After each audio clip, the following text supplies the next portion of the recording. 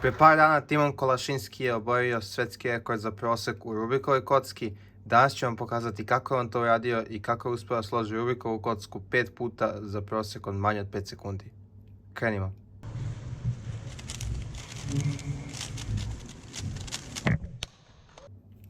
Na prvom slaganju Timon je slagao plavi krst i imamo jako lagan X-cross ovde, samo 4-5 poteza. Znači prvo se poravnaju ove 3 plave, zatim se ubaci ovaj par u jednom potezu i na kraju se samo ubaci ovaj edge. I imamo sada X-cross u samo 5 poteza. Zatim mu je ovo bio sljedeći par i složio ga je pozadi ovako. Sljedeći par mu je bio ovaj ovde sa ovim ovde. I njega je složio na običan način tako što je izvadio korner i zatim ga ubacio dole. I ovo mu je bio posljednji par koji je također složio na običan način. Naravno, vama je ovo vjerojatno čudno zato što nije na belom krstu, ali on je color neutral, tako da mu je sve jedno. I složio ovo na običan način i dobio ovaj OLL i on je očigledno znao one look last layer ovde, pošto je uradio sljedeće. Krenuo je sa edge orijentacijom, ali je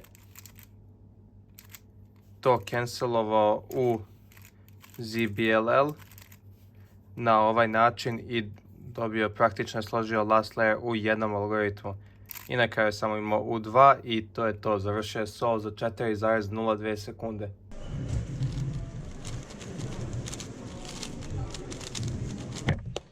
Na drugom slaganju je slagao beli krst, tako da će vam ovo biti mnogo lakše da pratite. I odmah je video ovaj ovdje složen par i dosta lagan cross koji je složio ovako. Podigao je naranđastu da bi je poklopio s ovim i zatim je složio zelenu i plavu i stavio naranđastu desnu u jednom pokretu. Zatim je isto u jednom pokretu stavio crvenu na tačno mjesto i složio ovaj par. I na kraju poravno krst ima X-cross ponovo dosta lagan. Zatim je ovdje iskoristio trik koji se zove pseudo slotting i u suštini složio 2 FTO para odjednom.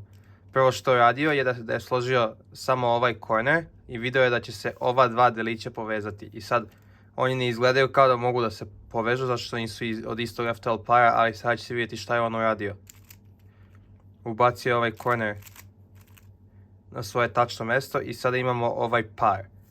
I sad ovo nije pravi par, zato se zove pseudo par.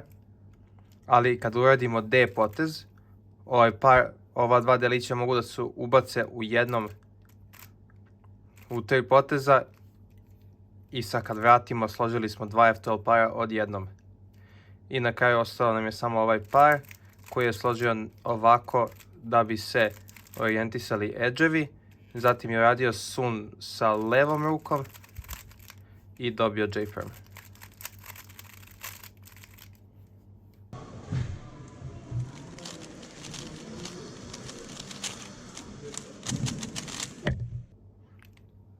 U trećem slaganju isto je radio beli krst, znači video je ova dva spojena i naravno ova dva spojena i odlučio je da složi X-cross koristeći ovaj ovdje složen par. Prvo je ubacio ova dva dela dole, zatim je radio D i dok je ubacivao ovu plavu složio je i ovaj edge pozadi, a to je također i sačuvalo ovaj ovdje par. I na kraju umjesto da uradi D i onda bi morao da radi više poteza za ovaj par, on je radio široko U i to me ostavilo jako lagan sljedeći par i front slot otvoren. Složio ovaj par pozadi i zatim su mu ostala ova dva koje je složio ovako. Zatim su mu ostala ova dva delića, on ih je složio na jako interesantan način koji nisam ranije video, koji samim sobom i orijentiše edge-eve. I on ide ovako.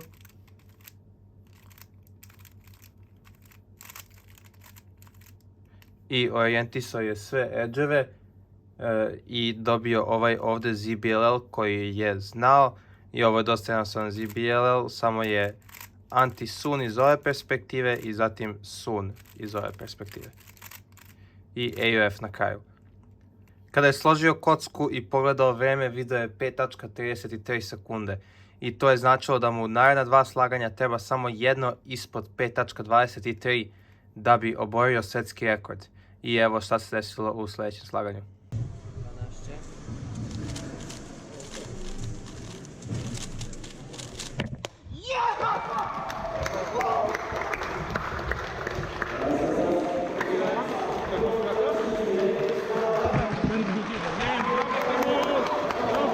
4.51 sekunda.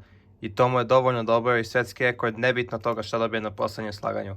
Međutim, kada su pogledali video, saznali su da je kocka bila pogrešno promešana i ovo slaganje se nije računalo.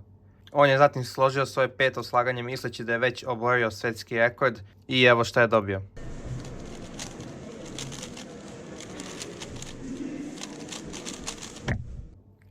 Ovo je njegovo 5. slaganje i ovdje nema ni jedan lagan cross, tako da je ponovo slagao belu i uradio je ovako X cross.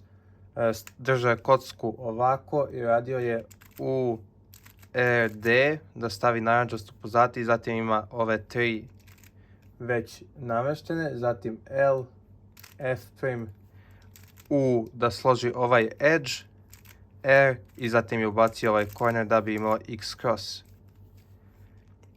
Nakon toga on je već uočio da ovdje ima složen par i da se on neće menjati tokom celog slaganja, tako da to je jako bitno. Uradio je rotaciju i složio ovaj par. Zatim je izvadio ovaj ćošak u gornji red, složio ga i na kraju radio algoritam za slaganje ova posljednja dva delića. Međutim, uradio je prvo U potez da bi imao sve orijentisane edževe na kraju. I ovo je algoritam koji ja koristim za ovaj case. I dobio je ovaj ZBLL koji također zna. Uradio je prvo par poteza dok se nije setio algoritma, ali je na kraju radio tačan algoritam koji ide ovako.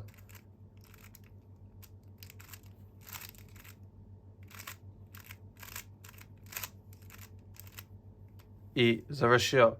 Međutim, vreme je bilo 5.59 i to nije bilo dovoljno da obori svetski rekord.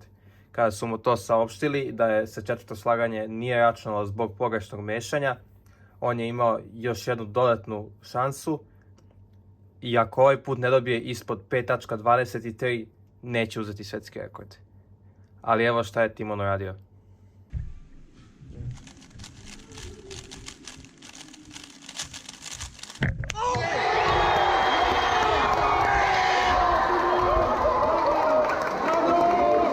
Uspeo je. I to radio s jednim od najneverovatnijih slaganja ikada. I to ne zbog efikasnosti, već zbog brzine okreta. Ali evo kako je to radio. Slagao je ponovo beli krst i odlučio je da složi ova 3 delića prvo. Zatim je radio D i U2. Zatim je ubacio ovaj edge napred i imao ovaj par namešten. Zatim je imao ovaj par složen, ali nije želeo da ima dijagonalne slotove, tako da je odlučio da će pre da rotira i da složi ovaj par pozadi. Zatim je imao ova dva već nameštena. Ova dva koje je složio ovako sa sledgehammerom na kraju. Pravo odatle je vidio da treba da nastavi u sun i tipperem na kraju. Ovo slaganje nije imalo nikakve fancy trikove, ali je uspeo da ga složi sa prosekom od 12 poteza po sekundi, što je potpuno neverovatno. I samim tim je oborio svetski rekord sa prosekom od 4,86 sekunde. Ovo je neverovatno i prvi put je oborena barijera za 5 sekundi i hajde da vidimo šta će da uradi sljedeće. Hvala vam što ste gledali ovaj video, nadam se vam se svidao i vidimo se u sljedećem. Ćao!